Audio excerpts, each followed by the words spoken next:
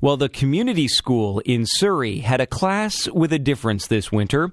One group learning about woodworking took a very hands-on approach to the course.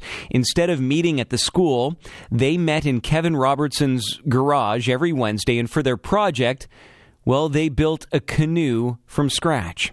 Kevin Robertson's on the board of the Surrey and area branch of the PEI Wildlife Federation, and that's really how this idea got started. Island Morning's Nancy Russell brings us the story. Well, I'm Kevin Robertson. I was asked to come up with a project that was a bit different and unusual that would generate some interest in community schools since they didn't have any last year because their school was all being built. Because I'm in the two groups, I was asked from that side to do the community school course, and I'm in the wildlife group. The two kind of came together in my head, and I said, we'll front the materials and put it together, and then we'll donate it back to the wildlife group as a fundraising project. Have you been involved with the community school before? Oh yeah, I did fly tying and stuff like that in the past. So. And what was this course called? Canoe building. Pretty simple. And what kind of interest was there?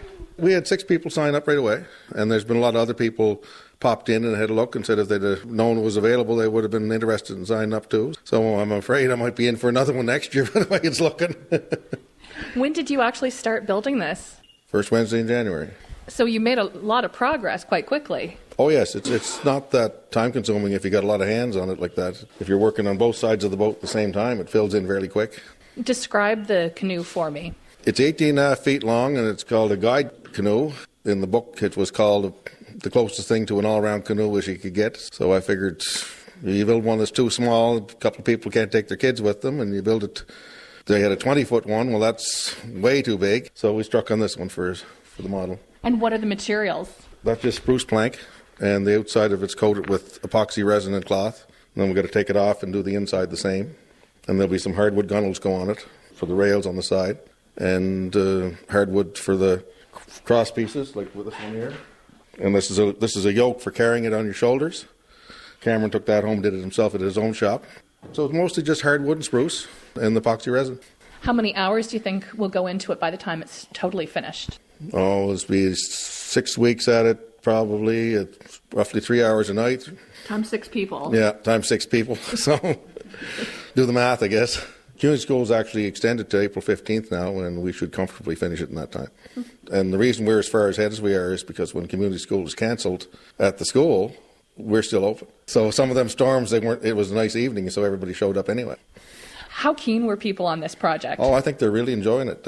I know my daughters are enjoying it. Cameron seems quite enthused, and my daughter's first cousin, Danielle, she's very much into it. They're enjoying putting it together and seeing the process of starting with some basic materials and building a canoe, which they had no idea how it was going to be done when they came. They had no clue. Hi, I'm Cameron Ross. Well, I'm a fly fishing guide, and I've always had kind of a love for water, and I like canoes, and I've always had an interest in wanting to learn how to build one. And when this opportunity came up, I jumped at it. How much work went into this canoe? Quite a bit, but like Kevin said, a lot of hands make light work. I took one piece home to make the yoke to carry the canoe with. I still have a couple more plans for something special for this canoe yet. But, that's secret. Wait to be seen, yeah. I do some wood carving too, so that's the only hint I'll give. Okay. Is this a project that you think you'd like to take on yourself someday? I think so. I'd like to try to make one smaller for myself, but yeah, definitely, for sure. What's it going to be like to see it on the water? Hopefully I'm in it when it's on the water, so looking forward to it if we ever see the water. And hopefully it floats? Oh yeah, I'm sure it'll float. The strength of it after we glassed it and that is just amazing. Mary Finch with Surrey and Area Wildlife. I'm a project coordinator. It's been really neat to watch. When Kevin first approached the group back in the fall and talked about it, we really had no idea how it was going to come together and what it was going to look like. And with the first pictures that Kevin kind of sent to me and said, this is our canoe, and I put them up on Facebook, and the reaction was amazing. Everyone was so amazed, and we have a lot of people following the process, and it's been quite neat to see. And I know myself, I quite enjoy coming out here too to see, how it's coming along, and such pride and workmanship by everyone involved. Last time I was out here, Kevin's daughters are here, and they were showing me how it was coming along, and we're working on some of the sanding. It was really neat to see. What is going to happen with this canoe? That is still a little bit in discussion. Two options. We could use it as a fundraiser, so sell some tickets on it or auction it. Or another option is some of the work we do. We do a lot of enhancement work, and some of that's in deeper areas of creeks, and so it might be beneficial for us to have a canoe to complete some of that work. But it's still something that we're going to talk with the board and with the community school members who help make it and come up with the decision. But we certainly want to see them, give it a try first and them to enjoy it for a little bit. Do you think that this is going to become something that happens again for your group? Well, the interest level definitely is there, and so we'd like to see it happen again, although that is dependent on our wonderful volunteer, Kevin. Kevin has spent a lot of time on this project, and it is something we would like to see happen again, and we're hopeful that we can make it work. Kevin, what would the price tag be for just the materials going into this? The epoxy resins are expensive, and the fiberglass, so we're up around $600 for that. The wood itself is not very valuable. It's only half a dozen 2x8s, a couple of sheets of plywood. So I'd say there's $250 worth of wood there and $600 worth of fiberglass. How much would a canoe like this go for if you were buying at retail?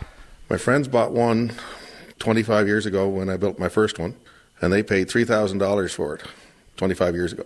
And I think this one's turned out near as good as the one they paid $3,000 for. So, what is that moment going to be like for you when it's out there and people are paddling in it? Oh, I think it's going to be great. Yeah, everybody hopefully will make a kind of an event of it. Maybe if it's a nice weather, we'll have a barbecue or whatever, and chance for some more pictures for Facebook or whatever. Like all your followers. Yeah, and everybody seems keen. Yeah, they want to have a try. Do a test run on it. And this boat's going to be capable of handling 2 paddlers and a couple of passengers, no problem. So. Well, thank you very much for showing me your project. Okay, you're quite welcome. Kevin Robertson is on the board of the Surrey and Area branch of the PEI Wildlife Federation leading this canoe project. Mary Finch is the project coordinator for the wildlife group. Cameron Ross was one of the woodworkers building the canoe. They were all speaking with Island Morning's Nancy Russell, and you can see some photographs of the project on our CBC Prince Edward Island Facebook page.